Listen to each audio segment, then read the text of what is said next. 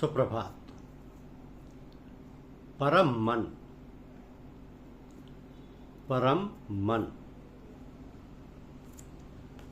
मन एक ऐसा केंद्र है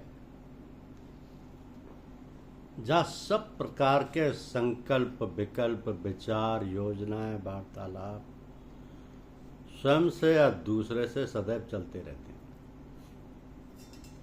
मनोवैज्ञानिकों का मत है कि मन सोने और जागने में एक समान कार्यरत रहता है, सोता नहीं। वैसे निद्रा को एक भ्रम ही मानते हैं, क्योंकि स्थूल शरीर के अतिरिक्त अन्य सब ही यथावत कार्यरत रहते हैं।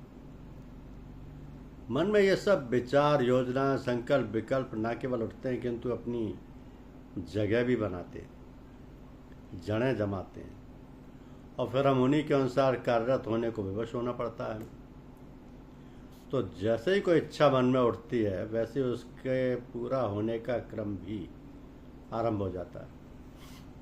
जैसे ही कोई नक्शा बना, वैसे उसके मूर्त रूप होने की अवस्था भी आरंभ होने लगती है। तो यही विचारों का उठना और उनके साकार होने के लिए उपक्रम होना ही जीवन की पहचान बन गई है। हम इन्हीं योजनाओं, इच्छाओं को एक शक्ल देने, उन्हें धरातल पर उतार लाने को ही जीवन का आदि और अंत मान बैठे हैं।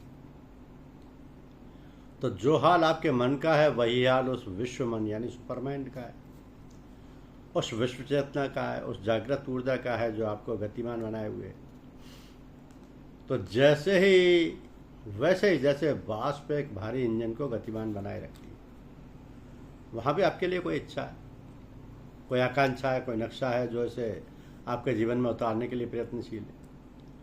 आपको अपने अनुसार चलाने, अपने मार्ग पर चलाने, आपको सुखी रखने, समृद्ध रखने, स्वस्थ रखने, आपसे प्रेम रखने, आपके सीने में लगाए रखने और फिर उसी में विलीन कर लेने की उसकी मंशा है।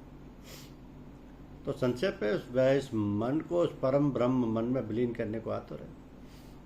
आप शायद उसे नहीं जानते हो या भूल गए हो, किंतु वो आपको जानता है, आपको याद करता है।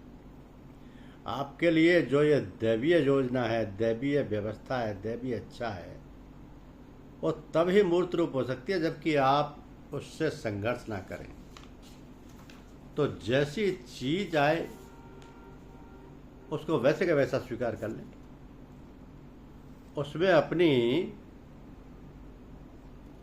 इच्छा शक्ति ना शामिल करें। सफलता, विफलता, लाभ, हानि, यश, अपयश, जीवन, मरण सबको स्वीकारें, क्योंकि वो सब उसी मस्तिष्क से आ रही हैं जो आपको चलाता है, आपकी भलाई के लिए कृत संकल्प है। तो कहा है ना, विपत्ति नहीं रघुपति की दया, भोग भोगाए छोड़ा भी माया। अपने मन को शांत रखकर केवल उस परम मन के अनुसार चलना ही साधना की पराकाष्ठा है।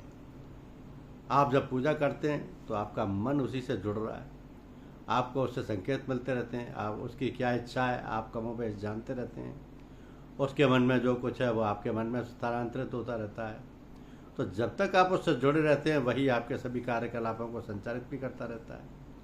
बस उसी ब्रह्म मन से जुड़े रहना, उसके निर्देशों के अनुसार जीवन संचालन करना, उस परम सत्ता से एकीकृत होने का सबसे सरल उपाय है। धन्यवाद।